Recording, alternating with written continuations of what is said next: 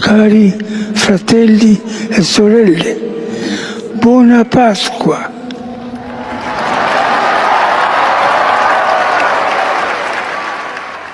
265 popes had come before him, but his was a papacy of firsts. The first pope from the Americas, the first pope from the Southern Hemisphere, the first Jesuit in the role. Born in Buenos Aires in 1936, Jorge Mario Bergoglio was the son of Italian migrants who escaped fascist Italy. His father worked on the railways. He was a born fighter. As a child, an infection meant part of his lung had to be removed. Jorge graduated as a chemical technician. His first jobs were as a janitor and a bar bouncer before choosing the path to the priesthood. He was ordained in 1969. Demos un signo a esta ciudad de Buenos Aires. He became Archbishop of Buenos Aires. Familias que están desunidas, corazones que están peleados. And in 2001, he was made a cardinal by Pope John Paul II. He held several key administrative positions before, in 2013, at the age of 76, his fellow cardinals elected him leader of the world's 1.3 billion Catholics.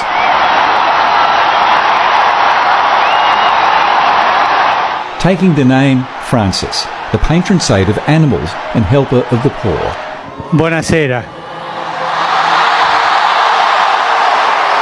He set the tone early. On the night he was elected, he passed up a ride in the papal limousine and travelled on a bus back to his hotel and chose to stay in a simple apartment, passing up the much larger official residence, saying, I can't live here, I would die, I need people.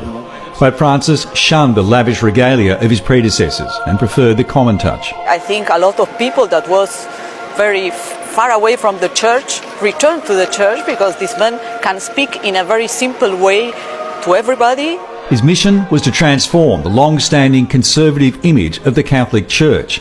He spoke out for society's most marginalised and called for urgent action on climate change. In 2016, he gave priests the power to forgive women who undergo abortions. He was hell-bent on rooting out corruption in the Vatican's finances and dealing with the horrific legacy of child sex abuse within the Church. And he took his message around the world. A strong advocate for interfaith discussions, he visited more than 60 countries. His travels documented in an award-winning production. The pandemic couldn't stop him.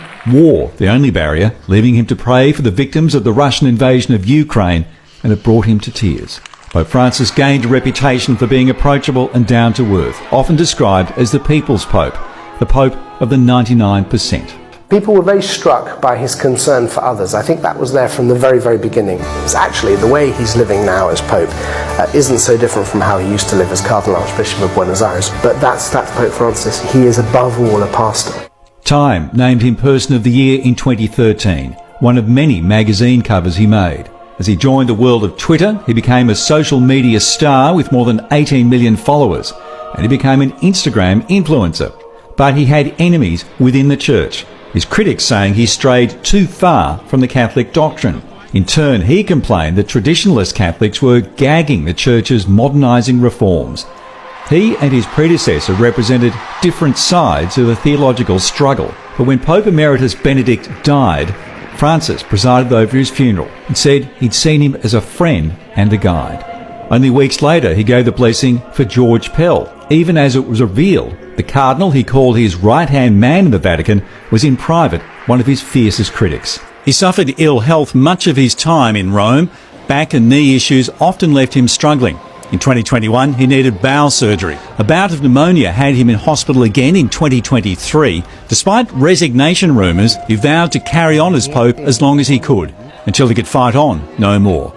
Pope Francis taken to hospital with bronchitis in early February before the Vatican revealed he had pneumonia once again. His final week spent appointing sympathisers to key posts. Many of the cardinals chosen by him will now form the electors for his successor, hoping to ensure his legacy, a progressive tinted papacy, continues.